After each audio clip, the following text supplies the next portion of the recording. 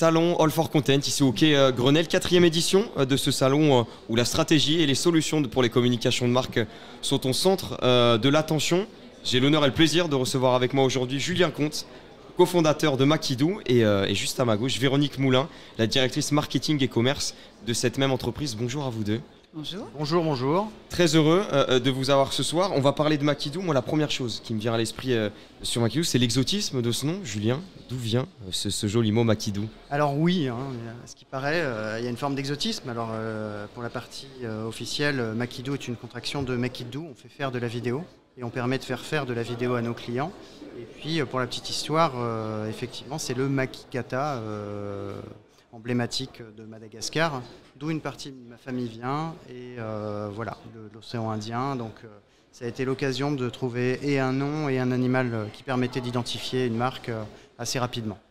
Un exotisme qui vient de vos familles, une partie de ses racines. On parle d'une entreprise qui a été créée en 2016, qui compte aujourd'hui 6 collaborateurs. Qu'est-ce que vous proposez chez Makidoo? Alors c'est assez simple au final. Moi je viens de la production classique, école de cinéma, télé, documentaire politique, séries télévision. Et puis à un moment donné, je me suis mis en indépendant et produit du contenu pour les entreprises institutionnelles. Et je suis arrivé à une volumétrie d'à peu près 300 films par an pour des marques. Et je me suis rendu compte qu'il y avait un trou dans la raquette. Il manquait la capacité à tout un chacun de pouvoir produire avec ce que tout le monde a dans la poche, un smartphone, avec la capacité de filmer d'un smartphone. Mais ce qui manquait, c'était la grammaire audiovisuelle. Tout le monde ne la détient pas. Donc quand on ne sait pas comment structurer visuellement une vidéo, on fait de l'argot. Et donc il fallait trouver quelque chose. Et l'approche de Makidoo, c'est du tournage guidé et du montage automatisé, c'est-à-dire amener ce latin aux utilisateurs qui ont un smartphone pour leur permettre de faire du contenu utile, et le montage est automatisé. Et le montage est automatisé sur du must-have monteur. Puisque moi-même j'étais monteur, bêta-testeur d'Apple sur certains logiciels de montage, et j'étais un garçon de process. J'optimisais le nombre de clics souris que je pouvais diminuer en une journée en apprenant des raccourcis clavier. Et je me suis dit, il y a un minimum de modélisation de montage qui doit être présent dans une application. C'est par exemple les transitions selon une thématique ou du rythme vont apparaître, le mix audio va baisser automatiquement quand quelqu'un parle, quelle que soit la prise de parole, et tout ça en full mobile sur le téléphone. Et donc le téléphone, une fois qu'il a ce contenu utile fait par l'utilisateur, il va venir mettre les éléments graphiques automatiquement, qui sont configurés nous en back pour le client, ça c'est la partie client et commercial, et de l'autre côté, on se retrouve avec un film qu'on peut partager. Voilà, j'ai fait court. Il y a cette application 100% mobile donc, et puis derrière ce guidage dans le montage ou dans les créations de vidéos, il y a le storytelling qui, on le sait, est très utile. C'est là où Véronique Moulin, votre rôle intervient. Comment on organise un storytelling sur une application mobile quand on filme des vidéos? Alors, la première chose, c'est que moi, ça fait 30 ans que je raconte des histoires pour les marques, et que quand Julien est venu me présenter Makidoo, je me suis dit, c'est incroyable. En fait. Donc, moi qui adore raconter des histoires, aujourd'hui les plus belles histoires se racontent quand même majoritairement en vidéo, on ne peut pas se le cacher. Je me suis dit, il y a quand même un accompagnement sur les valeurs d'usage de cet outil qui est hyper intéressant à faire pour les marques. Donc, on a regardé ensemble à qui on allait pouvoir s'adresser et la vie de qui ça allait changer si les gens commençaient à utiliser Makidoo.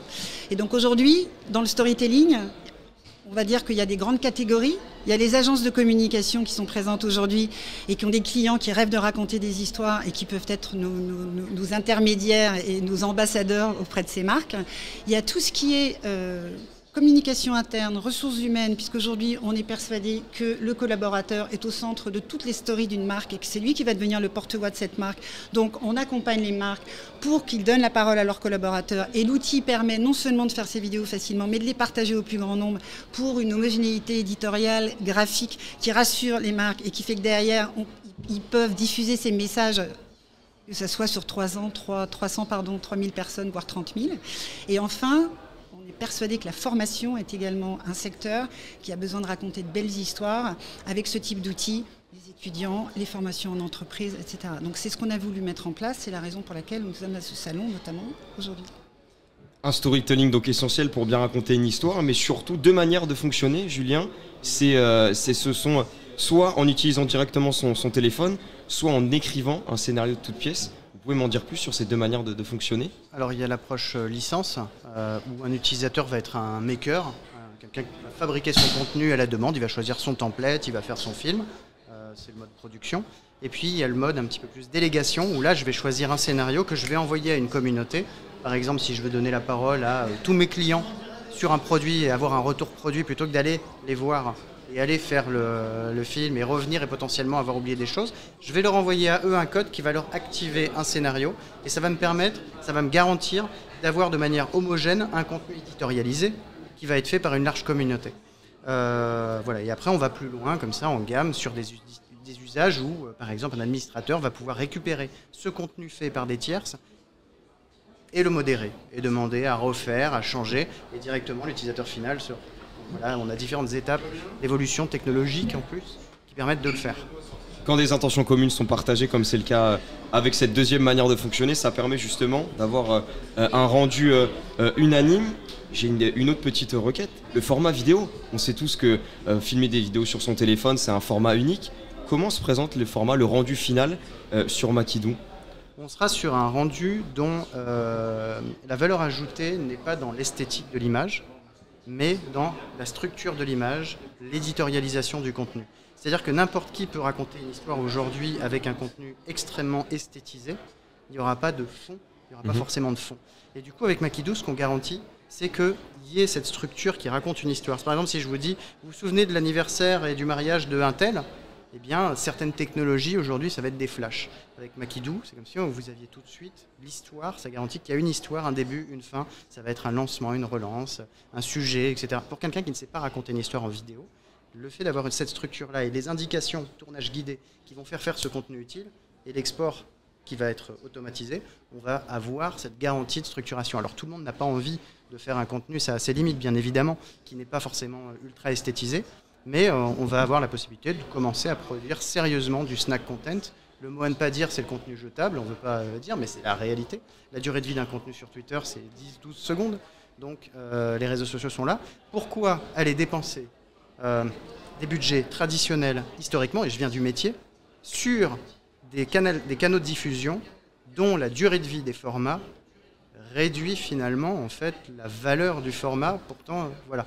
Et c'est ça qu'il y a derrière, c'est-à-dire que Makidoo c'est pensé par quelqu'un qui vient du métier, qui a envie de se poser la question comment ce métier va évoluer, pas le discuter ou quoi que ce soit, hein, ça c'est des grands mots, mais faire partie de ce renouveau.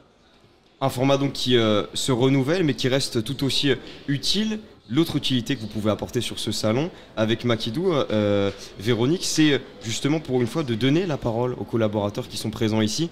C'est aussi ce qui justifie votre présence à ce salon All for Content. Oui, et on s'est dit qu'on allait le faire en vrai. Donc en fait, demain, on anime un atelier qui s'appelle « Les super pouvoirs de la vidéo au service de votre marque ». C'est un atelier qui va être participatif, interactif, où en live, on va justement pouvoir exprimer ce qu'on a décrit là tout à l'heure, à savoir quelqu'un qui va venir répondre à 3 questions A, on va dire à peu près basiques, qui va s'appeler parole de visiteur. Et puis à la fin, on va pouvoir partager avec près de toutes les personnes qui se sont inscrites à l'atelier ce scénario, qui vont recevoir sur leur portable. Et s'ils en ont envie, ils vont pouvoir se filmer, produire leur propre vidéo, la poster sur les réseaux, nous la renvoyer. Et puis ils ont peut-être des petits cadeaux à gagner aussi. Véronique Moulin, Julien Comte, merci d'être venu me parler de Makidoo aujourd'hui. On vous retrouve sur ce salon All for Content, 4e édition, au Quai Grenelle à Paris. Merci.